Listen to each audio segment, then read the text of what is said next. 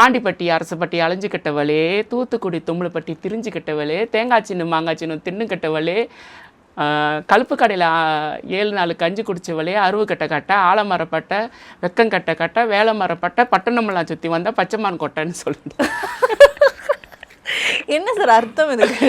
இது ஜஸ்ட் ஒரு பூலி, அதாவது ஒருத்தங்களை வந்து ஏசுறதுக்கு, சரி, ஒரு முட்டாள் நீன்னு சொல்கிறதுக்குனால இந்த மாதிரி பரிசு. இதில் வந்து நீங்கள் நம்ம காந்திமதி அம்மா கூட சொல்லியிருப்பாங்க இந்த இந்த இந்த டைலாக்கு, சரிங்களா? அப்புறம் ரீசனாக இவரு ஒரு எஸ்.ஏ. சூர்யா கூட ஒரு படத்தில் சொல்லியிருப்பாங்க, இதான் வந்து சொல்லுவாடாது, இது நீட்டான சொல்லுவாடாது.